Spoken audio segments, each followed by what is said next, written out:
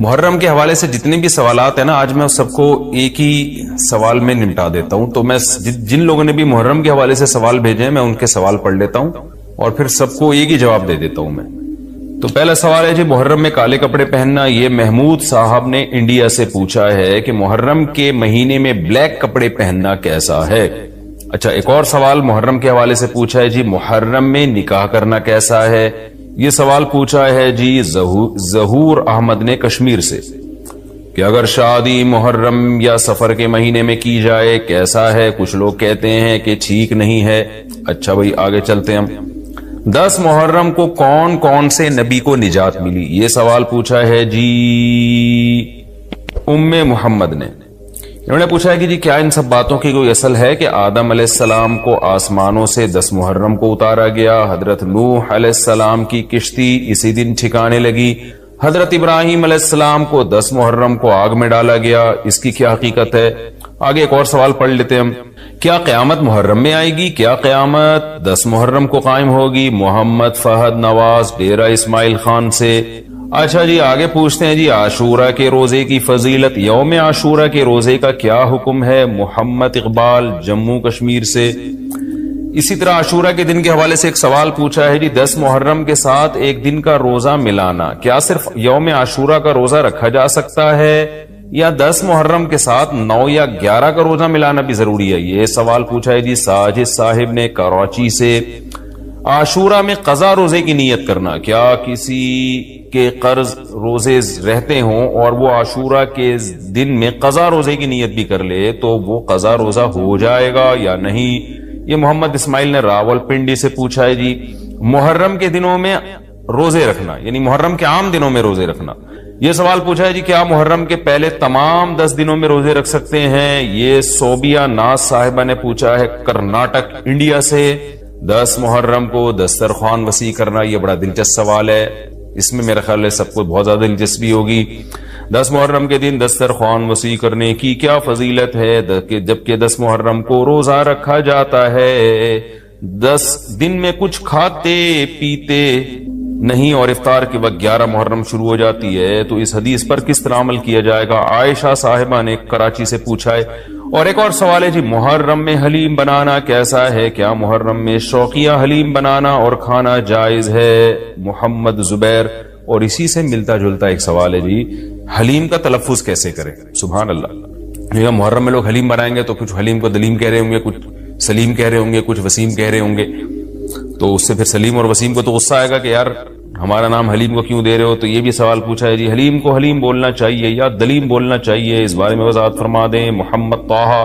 یہ سارے محرم اور محرم سے ملتے جلتے سوال تھے آج کے سیشن میں، تو میں نے کہا ایک ہی دفعہ میں سارے سوالات میں پڑھ لوں، پھر ایک ہی دفعہ میں ان سب کے جوابات ہو جائیں تو اچھا ہے. دیکھیں محرم کے بارے میں غلط فہمیاں بہت ساری ہیں. پہلے تو میں یہ عرض کروں محرم کی اسلام میں فضیلت کیا ہے اور کیوں ہے یہ فضیلت. رسول اللہ صلی اللہ علیہ وسلم نے فرمایا کہ محرم کو آپ صلی اللہ علیہ وسلم نے شہر اللہ قرار دیا ہے. صحیح حدیث ہے کہ آپ صلی اللہ علیہ وسلم نے فرمایا، صحیح مسلم کی حدیث ہے کہ رمضان کے روزوں کے بعد سب سے زیادہ جو روزے افضل ہیں وہ شہر اللہ المحرم، اللہ کے مہینے محرم کے، یعنی اللہ کی طرف اس محرم کی نسبت کی جا رہی ہے. تو یہ ایک بڑی فضیلت کی چیز ہے. اور قرآن میں جن 4 مہینوں کو محترم قرار دیا ہے، عرب ان مہینوں میں جنگ و جدال کو حرام سمجھا کرتے تھے کہ یار یہ ناجائز ہے، اس میں جنگ نہیں کرنی چاہیے، ان مہینوں کا احترام لازم ہے. ان میں 4 مہینوں میں محرم بھی ہے، محرم، رجب، ذی الحجہ، ذی قعدہ، ذی الحجہ، یہ 4 مہینے ہیں جو محترم ہے. لیکن ان میں پھر رجب بھی داخل ہے اور ذی قعدہ بھی اور ذی الحجہ بھی، تو یہ بھی ہے. اور 10 محرم کے روزے کی بڑی فضیلت ہے. آپ صلی اللہ علیہ وسلم نے فرمایا 1 سال کے گناہوں کی معافی کا ذریعہ بنتا ہے. لیکن آپ نے فرمایا کہ یہودیوں کی مشابہت نہ کرو، کیونکہ یہودی 1 روزہ رکھتے ہیں تو ہم 9، 10 یا 10، 11 2 روزے ملائیں گے. تو یہ محرم کی فضیلت ہے. اور یہ کیوں ہے اس کی ہمیں وجہ معلوم نہیں ہے. جیسے کسی نے ابھی بھائی نے سوال پوچھا نا ایک کہ اس میں کوئی واقعات ہوئے تھے، تو پہلے میں بتا دوں 10 محرم میں جب نبی صلی اللہ علیہ وسلم نے محرم کے مہینے کی یہ فضیلت بیان کی تو اس کو کسی واقعے کی بیس پہ بیان نہیں کی ہے. اس بارے میں جتنے واقعات ہمارے پاس منقول ہیں کہ آدم علیہ السلام جنت سے زمین پہ آئے تھے، یا قیامت آئے گی اس دن، یا یہ کہ اور پتہ نہیں کیا کیا ابراہیم علیہ السلام کو آگ میں ڈالا گیا، یہ سب من گھڑت ہیں، اس کی کوئی حقیقت نہیں ہے، موضوع روایتیں ہیں۔ البتہ اس دن موسیٰ علیہ السلام اور بنی اسرائیل کو فرعون سے نجات ملی تھی، اس بارے میں روایت سندن بہتر ہے، یعنی اس کو مستند روایت کہا جا سکتا ہے۔ تو وہ یہ کہا جا سکتا ہے کہ 10 محرم کو موسیٰ علیہ السلام اور بنی اسرائیل کو اللہ نے فرعون سے نجات دی تھی، اسی بیس پہ یہودی روزہ رکھا کرتے تھے اس دن۔ تو یہ روایت کے علاوہ باقی جتنے بھی واقعات ہیں سب من گھڑت ہیں۔ باقی حضرت حسین رضی اللہ تعالی عنہ کو جو کربلا میں شہادت ملی ہے، وہ تو 10 محرم، وہ تو فضیلت تو اسلام میں پہلے سے تھی، تو حضرت حسین رضی اللہ تعالیٰ عنہ کا واقعہ تو بعد میں ہوا ہے، تو اس سے حضرت حسین کی شہادت کو اور فضیلت مل گئی کہ آپ کو ایک مقدس دن میں اللہ تعالیٰ نے شہادت عطا فرمائی ہے۔ تو اب کیا مسئلہ ہے، اب میں جو ہے نا نمبر وار سوال پڑھ کے بتاتا ہوں، نمبر وار جو ہے نا، تاکہ وہ بحث ہماری گچ مچ نہ ہو جائے۔ ابھی سارے سوال میں نے اکٹھے پڑھ لیے تھے تاکہ آپ کو پتا چلے کہ آج محرم کے بارے میں کیا معلومات ہم شیئر کریں گے، کیا مسائل میں بتاؤں گا۔ محرم میں کالے کپڑے پہننا، یہاں سے ہمارے سوالات شروع ہوئے تھے۔ محمود صاحب نے انڈیا سے پوچھا تھا۔ دیکھیں، کالے کپڑے کسی بھی وقت پہنے جا سکتے ہیں، کالے کپڑے پہننے کے ناجائز ہونے کی ہمارے پاس کوئی دلیل نہیں ہے۔ سفید کو پسند کیا گیا ہے، نبی صلی اللہ علیہ وسلم نے فرمایا سب سے زیادہ پسندیدہ لباس وہ سفید ہے۔ کفنوا فیہا موتاکم، اپنے مردوں کو بھی اسی میں دفن کیا کرو، اس لیے سفید لباس کو آپ صلی اللہ علیہ وسلم نے افضل قرار دیا، اس میں پاکیزگی زیادہ ہے۔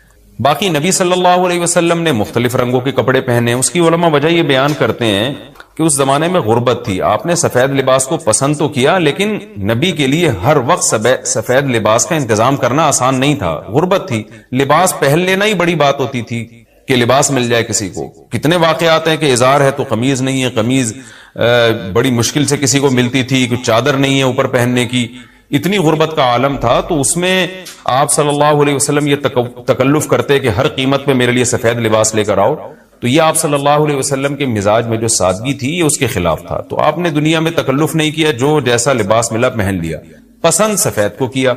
لہذا آج کیا ہے کہ آج اللہ نے لوگوں کو مالی وسعتیں دی ہیں، تو جو لوگ سفید لباس کا معمول بنا سکتے ہیں ان کے لیے افضل یہی ہے کہ وہ سفید لباس پہنا کریں، کیونکہ نبی صلی اللہ علیہ وسلم نے ہمیں اس کی ترغیب دی ہے۔ خود کیوں نہیں پہنا، اس میں تکلف تھا، یعنی پراپر انتظام کرنا مشکل تھا، تو جو آیا پہن لیا آپ صلی اللہ علیہ وسلم نے، کیونکہ ایک چیز مشکل ہے اس میں اتنا تکلف کرنا، یہ خود بھی تو نبی کے مزاج کے خلاف ہے۔ تو اس لیے ہم کہتے ہیں کہ بھئی جو ملے پہن لو، لیکن اگر لوگ آج کل تو لباسوں میں تکلف ایسے ہی بہت ہو رہا ہے، تو آپ نے جب سلوانے ہی ہیں، خریدنے ہی ہیں، تو سفید کو ترجیح دیں آپ، اس میں پاکیزگی زیادہ ہے، اس میں طہارت زیادہ ہے۔ آپ سفید لباس کے عادی ہو گئے، آپ سے کلر والا لباس پہنا نہیں جائے گا۔ میں نے تو 15-20 سال میں نے سفید لباس پہنا ہے، تو مجھے پتا ہے کہ پھر کلر والا لباس نہیں پہنا جاتا، سفید میں پاکیزگی اتنی ہے۔ اب میں پہنتا ہوں کلر والا لباس، وہ وجہ اس کی ہے کہ بعض دفعہ گھر والوں کا اصرار ہوتا ہے، بعض دفعہ کیمرے کی ریکوائرمنٹ ہوتی ہے، وہ کیمرہ سفید لباس کو کیچ نہیں کر پا رہا ہوتا، وہ کیمرہ مین کہہ رہا ہوتا ہے بھائی کوئی اور کلر، کوئی اور کپڑے پہن کے وغیرہ وغیرہ۔ تو خیر میرا عمل تو کوئی حجت نہیں ہے، لیکن افضل یہی ہے کہ سفید لباس کو ترجیح دی جائے، پہنا جائے، اور علماء صلحاء اکثر عموماً ہم نے دیکھا ہے کہ سفید لباسی کو ترجیح دیتے ہیں، کلر والا بھی جائز ہے لیکن بہتر یہ۔ تو محرم میں بھی سفید ہی ہے، سفر میں بھی سفید ہی ہے، ربیع الاول میں بھی سفید ہے، تو محرم میں سفید کے بالکل الٹ کر لینا، کالا پہن لینا، یہ تو بالکل سفید کے اپوزٹ ہو گیا نا۔ تو ہم یہ نہیں کہہ رہے کہ کالا لباس پہننا ناجائز ہے، لیکن آپ سفید سے اگر آپ نے یوٹرن لیا بھی تھا تو گرے پہ آ جاتے، گرین پہ